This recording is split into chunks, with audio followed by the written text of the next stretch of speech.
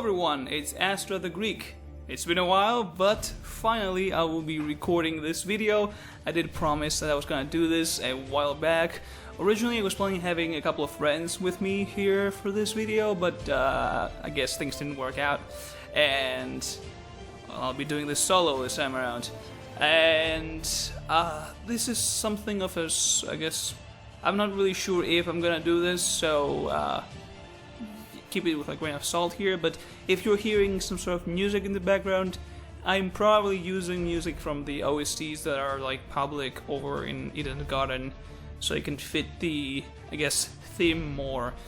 So hopefully if I do add these kind of soundtracks, I will have like the links in the description, obviously for the soundtracks themselves and the composers and whatnot. Not sure if I will do this, just, you know, in case you're hearing something, this is what it probably is going to be. So, now, what are we going to be doing today? As you probably realize by clicking the title of this video, we're making a death order prediction chart / theories for Project Eden's Garden. And there is a lot to talk about here. There is a lot to talk about. If you've seen my last video, I'm assuming it probably is going to be the Alter Nexus Death Order prediction, so you kind of get the idea of how I'm usually going by. I usually look through all the characters, try to see what kind of vibe I'm getting from them, and then like assign them potential roles. Like perhaps this character's gonna be survivor only, or this character's gonna be killer or maybe a victim. Like I don't expect them to live and stuff like that. So without any further ado, let's talk about this game here. That's gonna be I'm actually pretty hyped about it. And I will say one thing, I'm not going to talk about the prologue right now, mainly because of the fact that I am not expecting anything happening in the prologue in terms of, you know, someone dying and whatnot. Personally, I don't think it's a really good idea to kill off characters in the prologue. It's kind of a cheap way of just having like, oh look, we have 16 characters to write and stuff like that, but actually one of the characters dies immediately, so then we have 15. And then it's kind of shitty because, especially in projects like these, people are invested in the characters, and if the character just dies immediately, it's gonna be pretty bad, and a lot of fans will be upset about it. So I'm not expecting anyone to die in the prologue. Sure, we had that scene in the trailer where we have Tozu and Mara that seems to go against some of the buff characters like Jet, Jean, no, Casti, forgot the name. Shit, what's her name? Oh wow, I'm actually blanking out right now. Ingrid. That's her name. You can hear a page right? Here's my notes, that's why you're hearing pages here. Like, they seem like some characters are about to like go in a fight with Tozu and Mara, and I'm not expecting this to happen because we did get like, I want to say confirmation that Mara is not gonna be appearing in the prologue. So I'm guessing that this scene that was in the trailer is not gonna happen after all. So it's just kind of like, at the time of the trailer's release, that was the plan, but they changed it. I'm assuming, because if not, why would Mara be here but not talk at all? Like no sound or anything, because they didn't cast Mara right now because of the fact that she doesn't have any voice lines because she doesn't appear in the prologue from what I'm remembering. So I'm not expecting this happening. I'm not expecting any deaths happening in the prologue. I have like high expectations of the writers because so far they've been doing a really good job, so I'm not expecting them to do kind of bad move by killing someone in the prologue. So let's just get this out of the way. I will say one last thing before we begin. There's no death order chart, or I guess death chart predictions for like, you know, the chart that they usually make, like fans usually make. They don't have one yet, which makes me believe that perhaps there's something we're missing here. Perhaps there's gonna be like a secret character that appears in the end of the prologue, and like it doesn't talk much, just like unconscious, and that we're gonna see them more in chapter 1, and that's when they're gonna release the death chart thingy for people to make predictions. Or they just forgot about making one, or they just don't want to put the extra work for something like that, and just, you know, if you want to do one, you can do one. I did one myself. I included the mascots as well, the hosts. I will probably have it in the video, actually. I don't know how I'll edit this, so I'll probably have it in the video so you can see the death chart that I've made, which is really shitty, but I tried, okay? I tried, that's the important part. So, oh, and one last thing before we begin. Some of the later parts in this theory here, in this video, have been inspired by a different theory that I watched online on YouTube. I will be having a link to this video in the description, and I will also talk about, I will talk about it when the time comes, when we get to this point. Alright, so we'll start off with some simple stuff, okay? Hopefully you don't hear the plane that's passing by right now. I have never tried recording in the middle of the day with the new mic here, so I don't know what is catching it, what's not. So let's start with some general roles. Who I'm thinking the protagonist is, antagonist, side protagonist. Obviously Desmond is Desmond? Damon is the protagonist. I saw Desmond because I have my notes here. Damon is the protagonist, obviously. He's probably gonna be this kind of gloomy, kind of, he seems like from what I got from the originally from reading the lines, and what I got from actually reading the Eden's Island thing, he seemed like a character who's not gonna be as pleasant to be around as other generic Fangan or kind of Danganronpa protagonists who are really, really happy and really cheery and stuff like that. Damon won't be like that, which is nice, because I do like protagonists that are not, all happy-go-lucky and really happy and shit like that. So that's gonna be interesting to see his development and how he grows as a character. Because I've said before, flawed protagonists and flawed characters are the better kind of characters. Characters who are really, happy and good and cheerful. There's not as much things as you can do with these characters, except from moving into the direction where they get more bad morale-wise. Meanwhile, characters who are, kind of questionable already, characters with flaws, kind of characters who are somewhat jerks, stuff like that, morally gray characters, can either go the good route where they're becoming slowly, better as people, but they can also go into a more, worse path, who became really bad, you know what I mean, to get the villain, I guess, route. Instead of becoming good people, they get even worse than how they are already. So there's always interesting things to do with these kind of protagonists. So I'm definitely excited to see how Damon is gonna play out. For side protagonist, it was kind of a hard choice for me, and here's why I say hard choice. For the most part, I thought that Eva was going to be the antagonist, but antagonist with her being the ultimate liar and whatnot. But since there's a lot of focus on her and Damon most of the time, I was thinking that perhaps she is gonna be the side protagonist.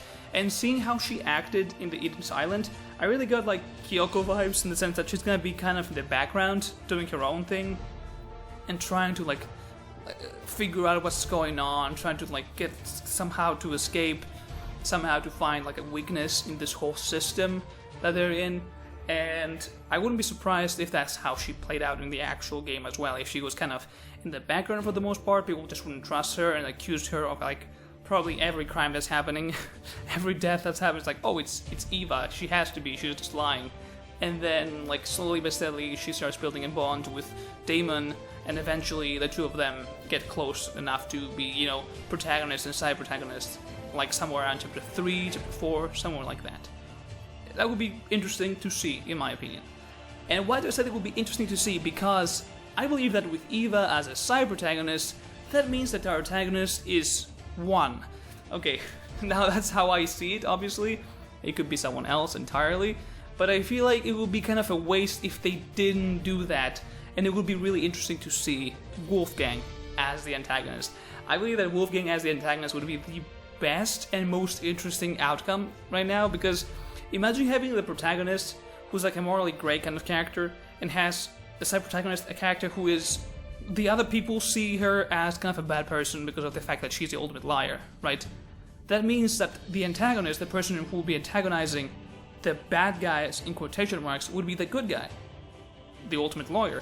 Now, of course, I'm saying he's the good guy because I'm assuming he's morally right or morally good and, lawful and stuff like that, because he is the ultimate lawyer, right?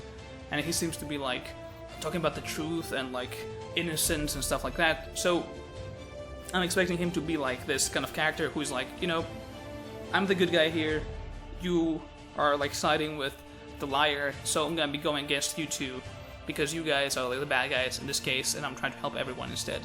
So it will be interesting to see the protagonist and the side protagonists being kind of like the bad guys, like in quotation marks, while the antagonist is the one guy that's actually getting along with the rest of the cast. Because most of the time the antagonist is kind of like this one character who is like more distant from the other characters. Like we have Byakuya, who's kind of like sees himself as like the best one, and everyone else is like peasants toward like compared to him. We have Nagito, who's like hated by most of the cast members because he's like on his own world and stuff like that. And we have Kokichi, who's like over the top and kind of like messing around with everyone, and people are full of his shit, and he's like, no, we can't take this anymore. And I feel like that would be interesting to see an antagonist who is like well received by his peers instead of hated by everyone else. So that would be nice to see. Now, who the traitor is and who the mastermind is, I'll talk about this later. Though I will say that I don't believe that there's a mastermind in this cast. I believe that the mastermind is Tozu and Mara. I don't think there's a reason for having an actual mastermind here. I think it's kind of a dumb move, and I feel that they wouldn't do that, personally. I don't know. So with that out of the way, we can begin with Chapter 1. Who do I think is going to be the first victim in Chapter 1? Originally, I had two characters in mind. I had Jean and I had Desmond. And why did I say that? Jean would make sense to be killed early, in the sense that he's kind of a leader kind of type figure. He's like the leader guy who will try to like bring everyone together and like working together and stuff like that, which could pose a problem for the hosts who want to see the students kill each other and be on each other's throats and stuff like that. So if they're all working together, this kind of beats the point of the killing game. But I believe that the one named Desmond is the best candidate for Chapter 1 as a victim, and that is because of what? It was because of one line that he had in the VA reveal, and also the situation that I that I read in Dangan Island. In the VA reveal, he says one of the most famous last words of characters in anime and fiction in general, who is this big death flag of saying that as long as I'm here, nothing will happen, or like no murders or stuff like that. I don't remember the line exactly. I think he was like, I don't remember the line. It's something about as long as he's here, no murders will happen, and like he will come up with something and trust him, something like that. That's how the line went, basically. Which is like a big death flag, because when you hear this, it's like, oh, you would die immediately. Like there's no way this character lives when they say that. So that was a major death flag, and also the situation that we get to see in the Dangan Island. If you haven't read Dangan Island, there's this moment where Desmond actually has a gun and he's spawning it at Mara, and he could very well just pull a trigger and kill her, and they will be like free to go, right? They will be like free because Mara is gone, Tozu has no guns, so that would be easy for them to kind of like I guess, did Tozu have a gun later on? I think he might have got one actually, and that's how it turned out. I don't remember, but like the point is that he had the option to actually kill Mara, who is the one putting them through this, and I'm assuming is going to be the character who's going to be executing the students. And he didn't pull the trigger, which obviously makes me think that there's some sort of trauma stuff going on in his backstory. Maybe he killed someone by accident, and that caused him to like be afraid of like pointing guns at people, or maybe he killed a friend, a family member, something by accident, and that's what made him kind of like not wanting to pull the trigger. So some people are saying that perhaps we're gonna be seeing this actually happening in the canon storyline, but I'm like, if they already showed it in the Dangan Island, which is like non-canon, it's like an event happening for like the fans and all that, and to get to know the characters a bit more. If that's happening there, why would they redo? Why would they reuse the scene in the canon games? It's more like they made it so that when fans would play the game, they would wonder, I wonder, would Desmond kill Mara if he could? Then you go to Dangan Island and you see, he wouldn't kill her if he had the chance. So it's kind of like, if you're wondering about this, questions of how would this turn out if this was different, and that's what Dangan Island is. Kind of like, if Desmond could do it, if he survived later on, then he wouldn't have done it. Just kind of answering the question for the players when they do play the game. I'm assuming that's why they did it. And also, I don't think that it's going to be something that has to be, you know, talked in a trial, like, oh, I wonder what happened, what made him do that. I don't think Desmond would kill anyone. So he had to be a victim, and with a death flag and all that, it makes sense for him to be the first victim, in my opinion. Now, who kills good old Desmond? Who would have the motive to want to kill first, like straight off the bat? Who would be that person who would want to do that? I don't know what motives they will have. Obviously, the first motive will have something to do like, oh, if you want to escape, you have to kill, but perhaps there's gonna be some other motive as well. Regardless, I think that the first motive alone is enough for a certain character to want to kill. And that character, I believe, is Kai. Now, obviously, Kai, I saw, like, from what I saw in the Dangan Island, he was kind of like a pushover, kind of like, you know, he's a weak person. He's not physically or mentally strong, from what I get. So, you might be saying, how would he kill Desmond, right? And why? Of course, why would he do that? Kai is the ultimate influencer, which means that he spends a lot of time daily on his phone, on social media, online, which is something that he cannot do during his stay in the garden or whatever, which makes me think that he has some sort of addiction to social media, which would cause him to want to get out.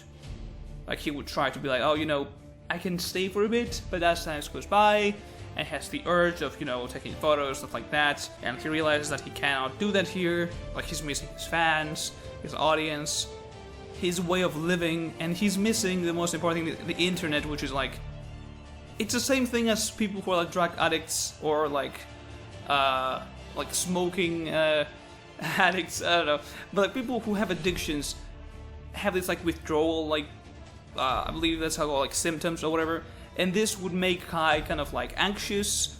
He would want to like actually get access back to like the social media and like use these and return back to reality, to his reality, which would cause him to be more, I guess, not as careful, and would cause him to actually try and kill someone to get out. Will that make a crazily good plan? I don't think so.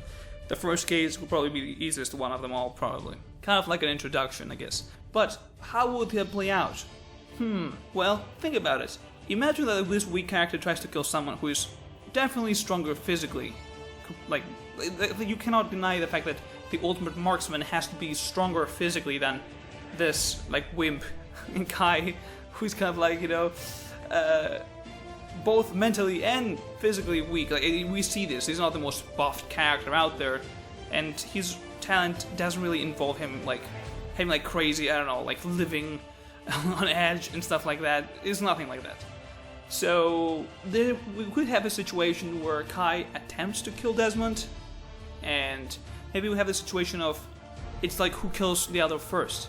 Like, Desmond has his gun, and he's spotting him, and he can pull the trigger, and Kai uses this to his advantage to actually kill him, like stab him or whatever he goes to do, or whatever he uses to kill him. And that's how Desmond dies, because of his trauma thing, and the fact that he doesn't want to shoot people. Because if he didn't shoot Mara, who is the one who put them here, why would he shoot any of his, like, innocent classmates, right? I don't get it. So, yeah. I believe that's gonna be the whole chapter 1, but we move on to chapter 2. So who I think will be the victim for chapter 2? I believe Ingrid is a good candidate. Now, don't get me wrong, I do like Ingrid. She was one of my favorite girls when I was looking through the cast and go and seeing the characters.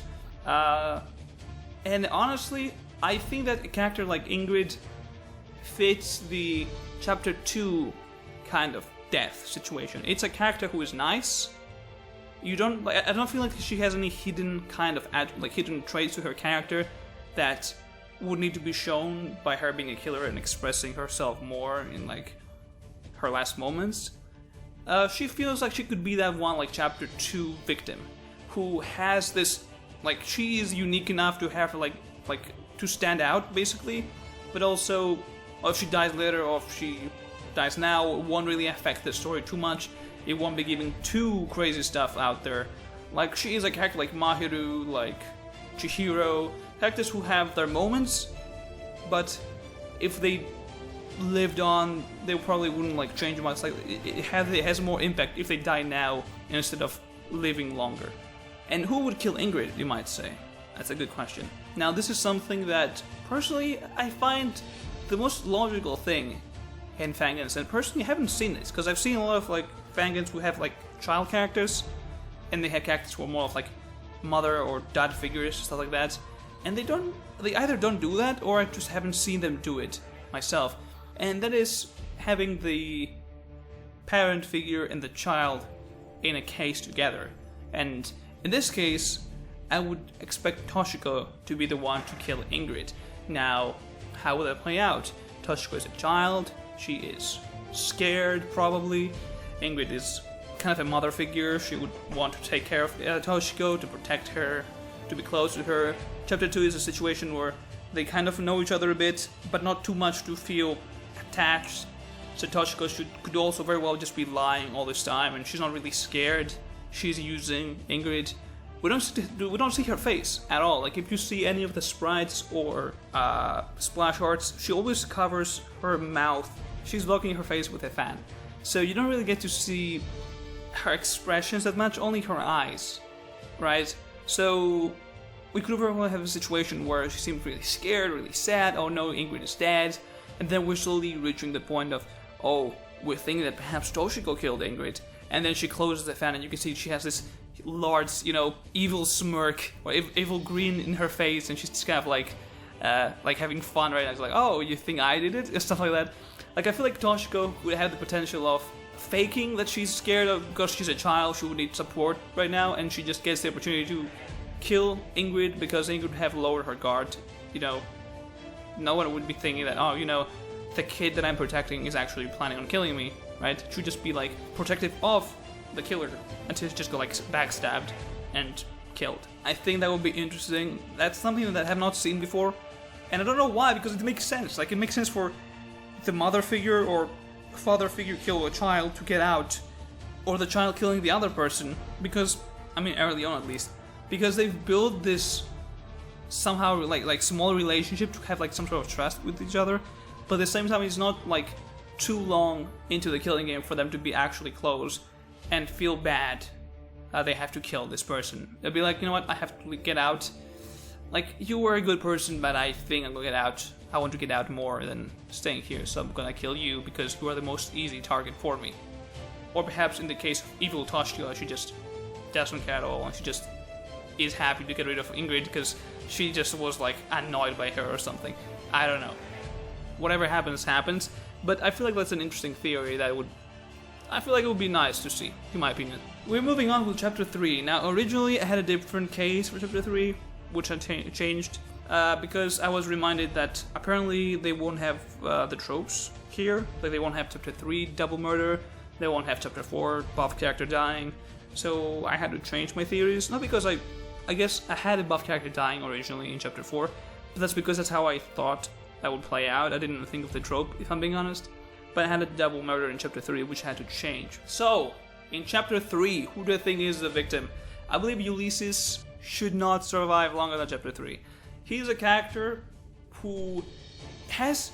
I feel like he's gonna be interesting to see and talk through and stuff like that. But I feel like if we have like free time events, that's where he's gonna shine, I feel like. He's a character that would not make sense for him to keep living more than Chapter 3. That wouldn't make sense. Chapter 3 is where he should die at the very least. Like, he shouldn't proceed any longer, because just by seeing this character just like barely sleeps, so he's constantly tired, and I feel like he's the easiest target in this killing game.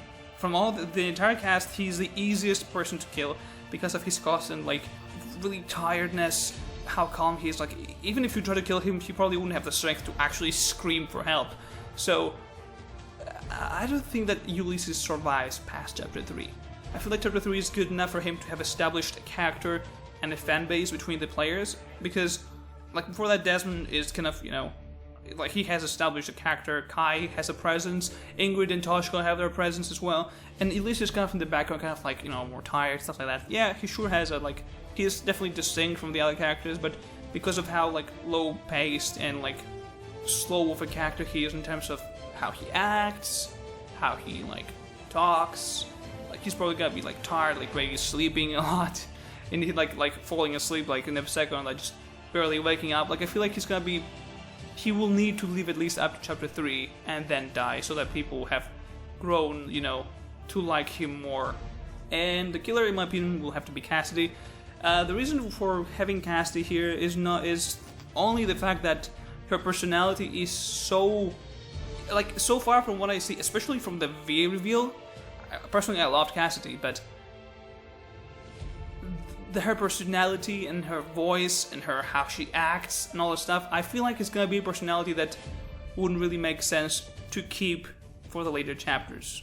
You know, there's always these characters who are really good, really fun, really entertaining, but it wouldn't really make sense to keep them alive for much longer because of the fact that as we proceed to the end, we need to have more like serious, more down-to-earth people, and this would kind of not really fit as much. Characters like Ibuki, characters like Gundam, characters like I'm trying to think, like Korekio, who have this, like they're kind of eccentric in their own ways.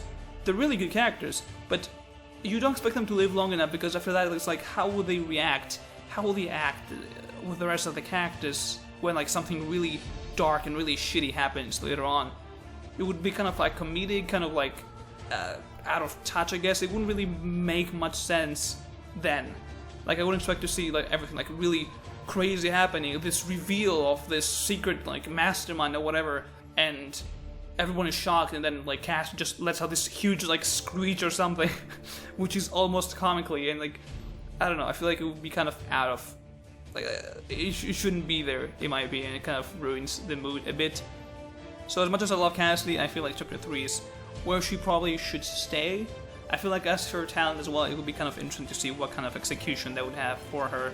So yeah, I feel like this will be, I don't have any like motives for Cassidy, if I'm being honest. I didn't think of the motive for most of the characters later on, because again, I cannot predict the motives. I don't know the characters. Maybe in the future that we get to see their personalities when the game starts releasing. Maybe then I'll I'll return to this video and add stuff like be like, oh, let's talk about, you know, this motive that could perhaps play, you know, for this character or something like that. But for now, it's mainly what I think will happen. So we move on to chapter 4. Now, chapter 4, I've placed it as the double murder. I've changed the victims from, originally it was Eloise and Ulysses as the double murder. I've changed it to Eloise and Winona, and the killer being Diana. I think Diana's gonna be the one that kills 2 people. I'm sorry, Snow, if you're watching this. I think that Diana is gonna be killing 2 people here. And the reason why I changed Winona, originally I had Winona survive a bit more, but I think that judging from how she played out in Dangan Island, I feel like that's how she would be also in the canon like storyline, in the sense that she's gotta be like trying to work with people and try to get them to like do something that would either cause issues with the team or perhaps try to like end or find a way out of the killing game. And I feel like at some point she'll just get really annoying for the rest of the team. Like the rest of the cast will be like, okay, you've done a lot of problems already, you need to go. And Diana being this person who's like really for her friends and stuff like that, and we have to do this, and like energetic and like has this sense of duty and whatnot. I feel like she'll be okay, I have to stop Winona before she causes more troubles and more issues for the team. And this is where Eloise comes in and she's like, you know, this is not a good idea, we shouldn't really do this. And perhaps there's a struggle going on in which by accident Eloise ends up getting killed. Maybe it's like she's just pushed somewhere and she hits her head and ends up dying from that. And now Diana is in a position where she has killed someone, but her original target is still alive, so she has to go and kill Winona as well. And we have this situation of like an accidental death for the double murder, which I don't think we've ever kind of seen. A death happening between like a dispute is something that happens in daily life as well. Like you will see in the news fans fighting over something like a football match, and one person pushes the other and ends up falling down the stairs and dying. Like this thing happened in real life. So this could also be a situation of a realistic death that happened by accident during a heated discussion where Diana by accident like pushes her and Eloise loses her footing and ends up like falling and hitting her head somewhere. the source that I mentioned earlier, and that's how she dies. Now, she has killed Eloise. She feels like shit because Eloise was a friend of hers, but now she also has to kill Winona, and that's how we get the double murder case. Not because, they just felt like, oh, I'm gonna be evil and kill 2 people. It's just because I want to kill this person, I killed one by accident, but the other person's still alive, and I have to kill the other person as well. So they go like this. And also, I think that Diana's execution will be kind of interesting as well. Eloise was also a hard character for me to kind of figure out how she will play out and what role she will have. I feel like she could have been a victim, a killer, a survivor. She could be anything, in my opinion. I felt that this is a good moment for Eloise to go as well. As for Winona, I really like her. I think she's my favorite of the female characters. But I will say that, sadly, I think she will be dying. At least at chapter 4. Maybe later, perhaps, if my prediction is wrong. But I don't think she's surviving this at all. And now we're moving on to the spicy ones. To the really spicy ones. Alright, this is a theory that I've had for a very long time. Oh boy. Alright, I had this theory before even the casting call for the voice actors was open. That was last year. Like, last summer, I had this theory. I remember walking up and down, like... Was it last summer, actually? I don't know. Maybe it was, like, during quarantine. I would, like, go out for, like, a walk in this really remote place. And just like walk up and down a bit to like have some sort of exercise, I guess. And I remember thinking about this theory. I was like, this would be really cool if it was true. And I feel like it would be really nice to see. And I'm gonna talk about this in a second because first of all I have to talk about the victim. I believe that Jean, my favorite dude from the cast, maybe even my favorite character, is gonna be the chapter 5 victim. I think that Jean at this point, he's gonna be the full-on leader type who is an issue for the hosts. They need him out of the picture, and that's how they get the traitor to kill Jean. Because after all of these events, after all these deaths, the team is gonna be really fucked up, I feel like. Mentally, they're gonna be mentally exhausted, physically exhausted. This has taken too much death, too much bloodshed. They really, I feel like the weaker characters mentally will be kind of damaged already. Like Mark might be really fucked up at this point. Even Wolfgang's gonna be like, okay, she's not really doing well. I feel like other characters like Grace will probably has mellow down a bit. She's nicer. I feel like she would be nicer. And even Damon, he's kind of like, okay, this is taking a toll on everyone, and this is not looking good. And that's how Jean comes in. He's like, okay, guys, let's gather up, let's gather together, and make sure that nothing happens from this point onward. And this is where they have to get rid of him, because now he is a problem. Before that, he was kind of an issue, but not the main focus. But right now, the situation is where he has to go, because if he continues this way, then we might not have any more murders happening, and this is how they have to get rid of him and end this. And this is where the traitor shows up, and this is my theory, which I haven't seen anyone else talk about it. I feel like I am the only person who has thought of this, or perhaps talked about this, so I'm really excited about it. And I believe that the traitor is Jet. That's right, I believe Jet, the coyote or whatever he's supposed to be, is the traitor, but there's a twist. I don't think that he's really Jet. That's the thing. If you look at his profile, the public bio that we have, it will say that he had a near-death accident during his races, which caused him to not be able to participate for a while, and now he's kind of resting, and he hasn't participated in any race since his accident, because he's trying to get his power back until he can go back again into the racing world.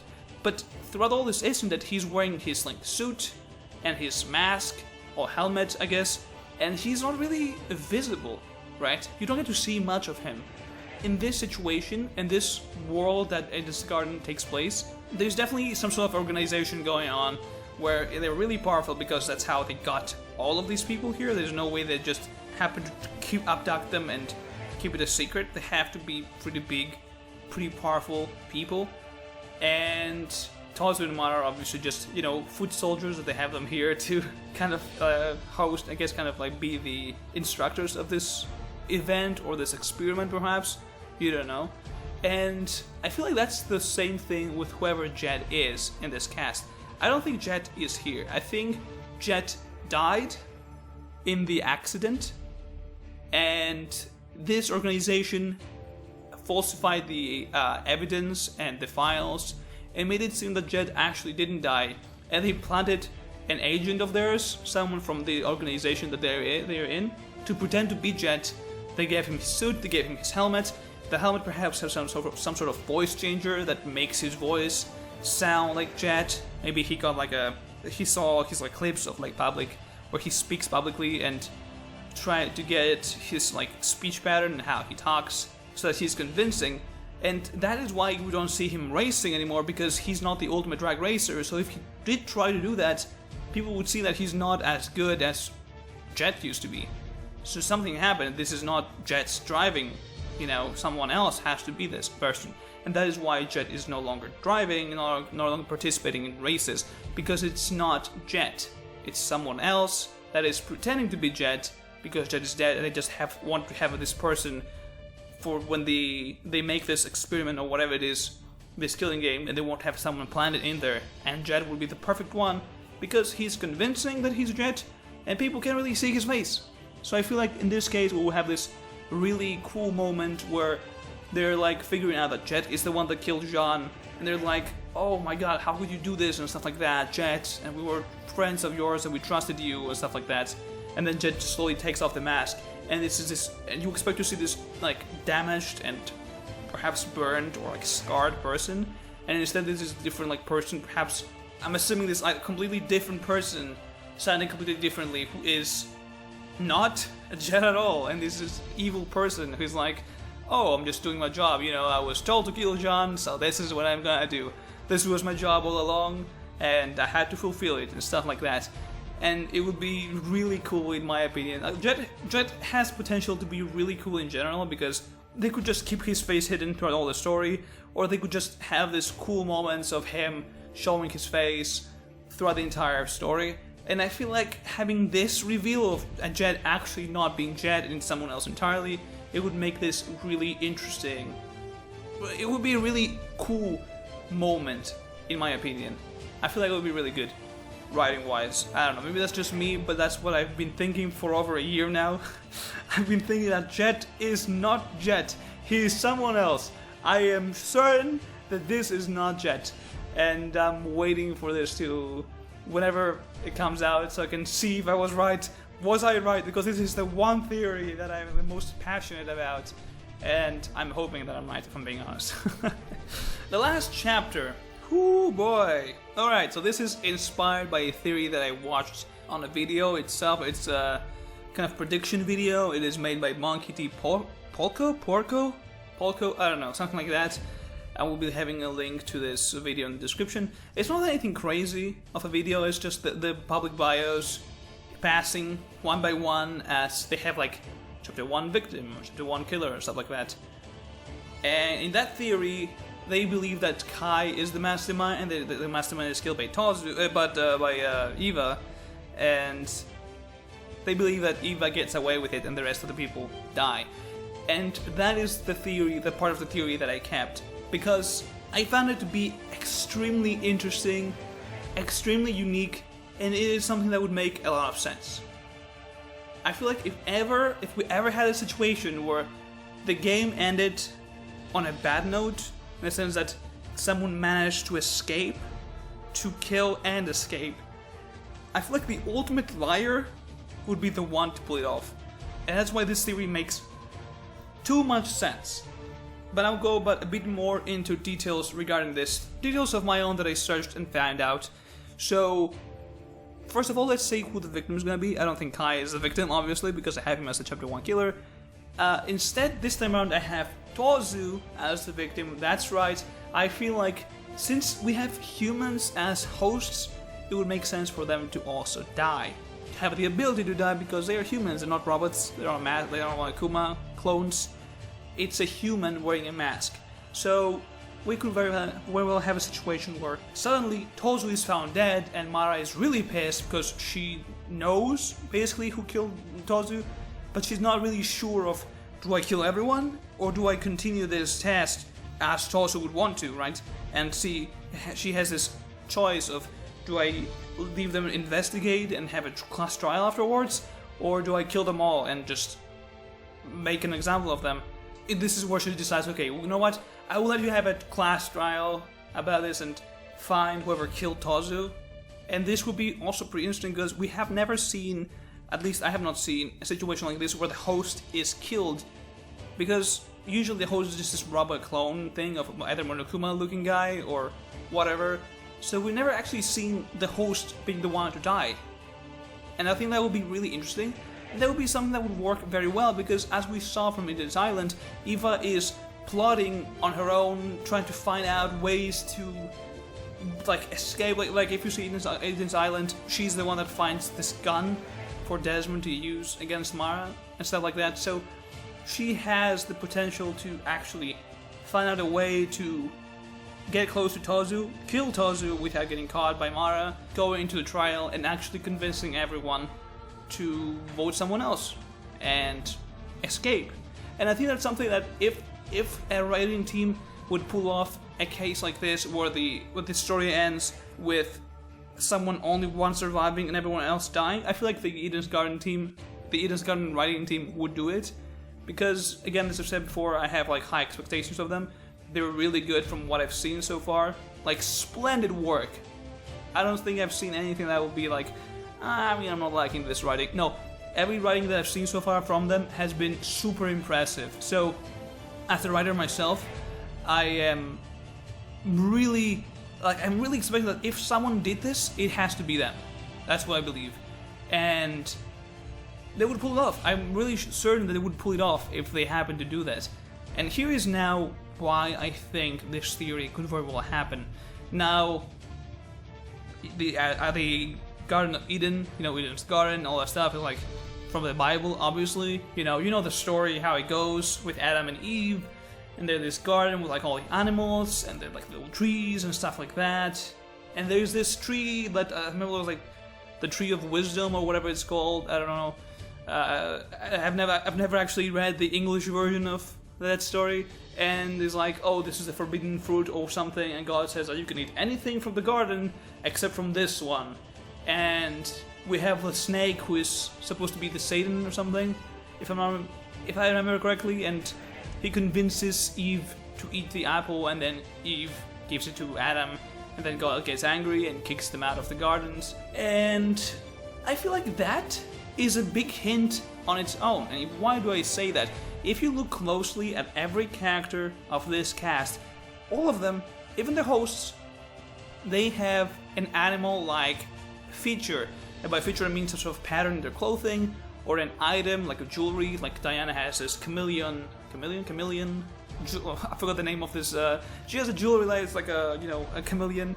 We have like Ulysses has like an owl feather in his design, or like I believe Kai has like a butterfly design somewhere in his clothes as well.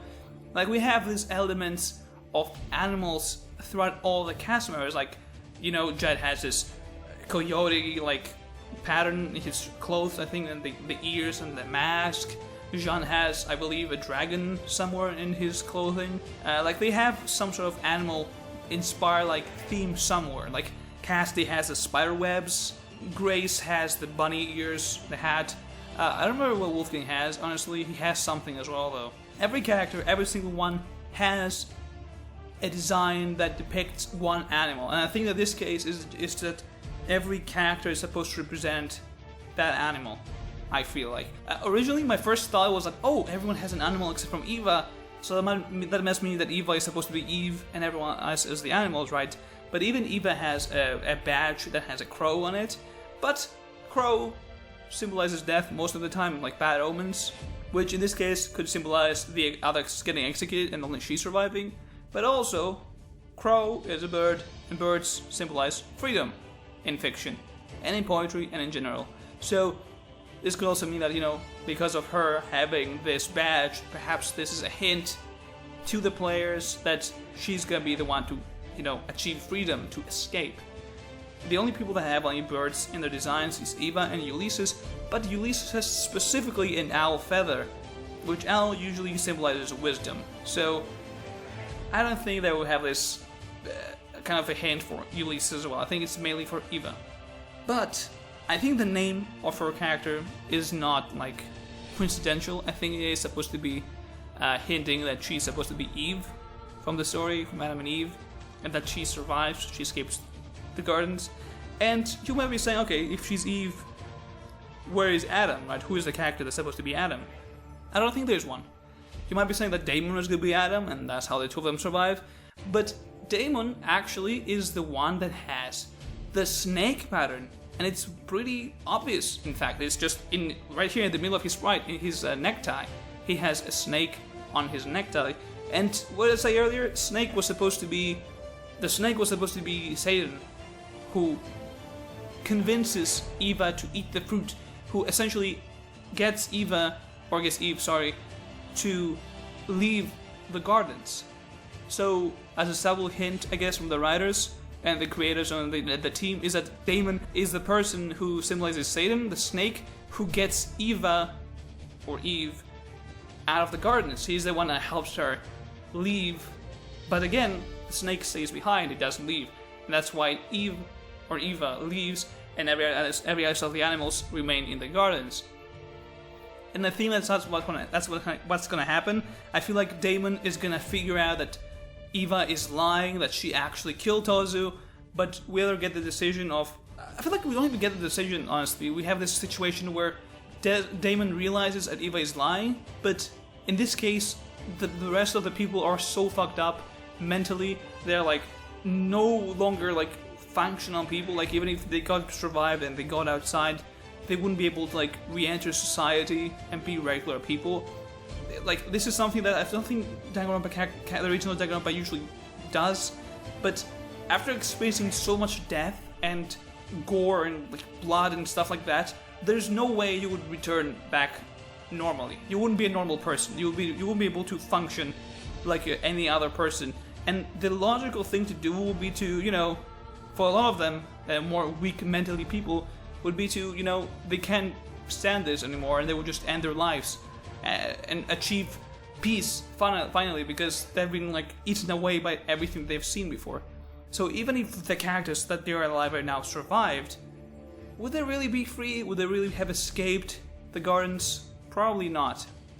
And seeing how Eva is more of a distant character and more calm and seems to not have as much emotions as the other characters, we could have the situation where Damon judges that the correct thing to do is to let Eva escape, because if someone were to regain their like normal personality and they rejoin society as a normal person or close to a normal person, Eva would be the only one to do that. Everyone else would be fucked and they wouldn't be able to function properly. And this is where Damon decides that, you know what, I'm gonna help Eva escape. I'm gonna back her up and be like, oh yeah, like, he will try to convince everyone that this is not the case, Eva is innocent. And as we approach the end of the trial, we find out that Eva is actually the killer, and they got it wrong. And Damon, of course, knew that, and the others would be furious. Like, I feel like Wolfgang would be like shouting and cursing at Damon, and like Mark and Grace will be like completely like Mark might just like gave up and just be on the floor or something, crying. Grace will be like in shock. It's like, what? Some got it wrong and stuff like that. And we could be ending the situation with two ways. We could be ending with the story with, you know, slowly getting every character executed, getting Mark executed, getting Grace executed. We could have Wolfgang like fighting and shouting and cursing at Damon until he also dies, and then we get Damon having him getting executed as Eva walks away, and that's how the story ends. The game ends as soon as Damon dies, and that's how we end there. Or we could have a situation where we see all of them getting executed, and then we continue more with Eva and Mara walking down like a corridor or something, where she leads her to outside or something, and we get to see Eva and the outside world. Or a third option, which I don't think is going to happen, where we see her walking down with Mara, but we stop here, and this leads for a possible sequel, because I feel like we might not get much of what is going on with this organization. So, and seeing how this team goes, I feel like they might do something like that, where we have a sequel of getting into more depth into what this organization is, and this time around we have Mara, and we have Eva as the role of Tozu now, as the role of the host, of the main host of the killing game. Though I don't think it's gonna be as possible. I feel like either Damon dying and that's how he ends, or we see Eva surviving and being outside and that's how we end. I feel like one of these two are the most possible endings.